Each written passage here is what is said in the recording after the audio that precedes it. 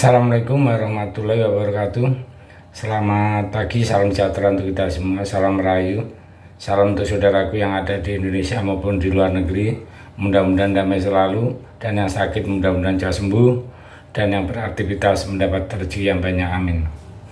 Ada berita yang cukup lucu tapi juga menggemparkan, ya, di mana Gibran, wali kota Solo dan sekarang jadi cawapres, itu digugat, ya.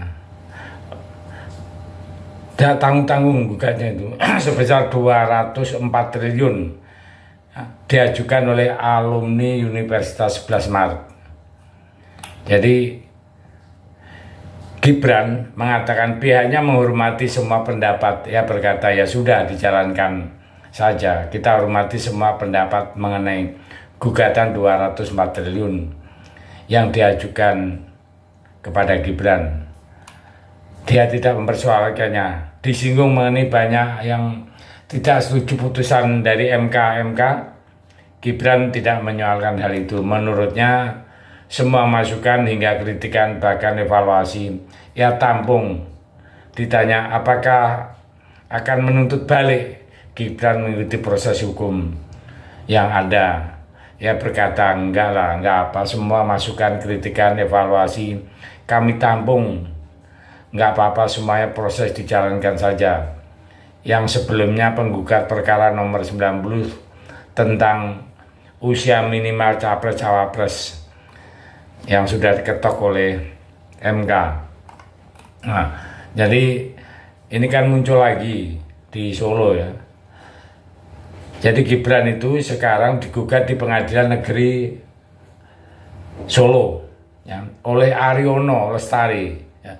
Penggugat tersebut menyampaikan secara online Aryono merupakan alumnus UNS sebagai warga Indonesia yang merasa hak politiknya terganggu dengan putusan MK tersebut. Kuasa hukum Aryono Lestari yaitu Andika Dian mengatakan pihaknya mengatasnamakan dirinya sebagai timnya, ya.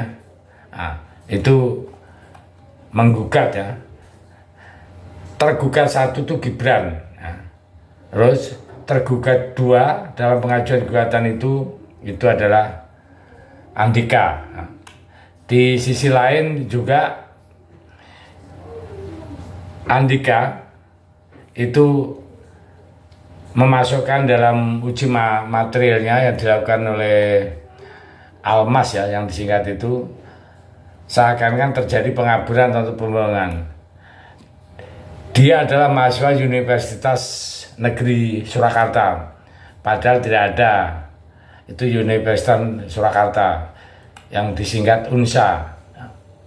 Ya, kesimpulan tergugat selayaknya mengganti setiap warga negara sebesar 1 juta dikalikan seluruh pemilih tetap pemilihan di Solo, yaitu di tahun 2024 itu sebesar 204,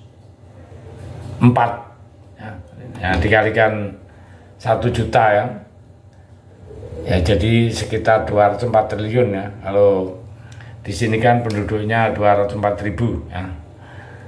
Nah, itu kali-kalikan lah, ya. Totalnya menjadi 204 triliun lebih.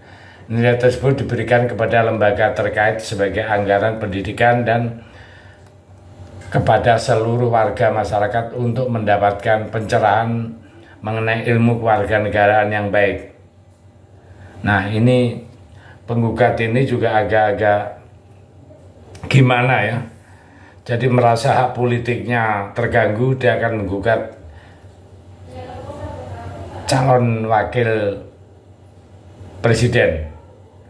Jadi dia merasa dirugikan dengan adanya Gibran maju tapi dengan proses MK yang memang kurang betul tadi, ya. Jadi itulah yang terjadi. Jadi di sini aduh, mimpi apa ini dalam hatinya, ya, di Gibran ini yang notabene sebagai penjual martabak bisa langsung terpilih menjadi wali kota Solo dan kini langsung lompat menjadi salah satu cawapres di pemilu tahun 2024. Bukan melalui mekanisme yang natural, tapi melalui dukungan partai lain, yaitu Golkar. Kalau dikatakan Gibran terpilih menjadi cawapres berdasarkan prestasi semata, ya mungkin tidak terjadi huru-hara seperti ini. Jadi hal ini adalah semacam mission impossible yang kenyataannya dia langsung bisa jadi cawapres. Pasti ini ada udang di balik bakwan. Kini pertanyaannya, siapa sih yang bermain di sini? Siapa dalangnya? Ya di mana? Kita akan tahu semua. Sudah gamblang kan? Ya tidak terlalu banyak muter-muter, ya. Yang terlihat gamblang sekali seperti petir di siang bolong, ya.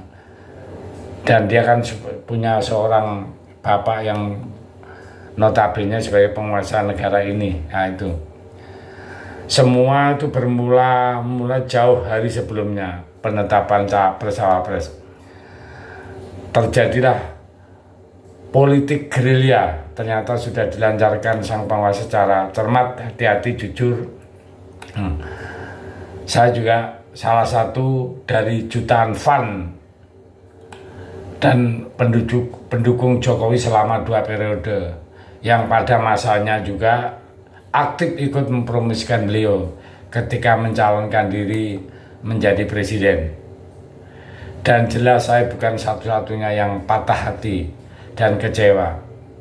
Orang bilang cinta itu buta, mungkin ada benarnya. Padahal seorang Jokowi yang terus terang saja belum pernah ketemu secara langsung tatap muka, tapi kini tabir sudah terbuka, sudah disikap sendiri oleh warga Indonesia, disuguhi dagelan politik yang isinya tentang usaha pengelanggengan kekuasaan.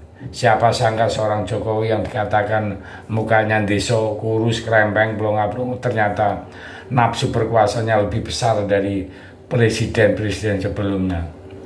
Sungguh miris kalau tidak mau dikatakan ikut prihatin di dalam kontestasi tahun 2024 ini. Ya, mudah-mudahan ini bisa berjalan dengan baik.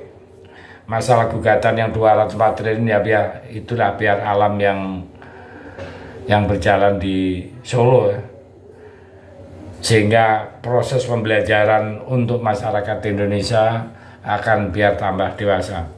Saya pikir itu sekedar informasi yang bergulir di Solo saat itu seperti itu. Terima kasih. Merdeka.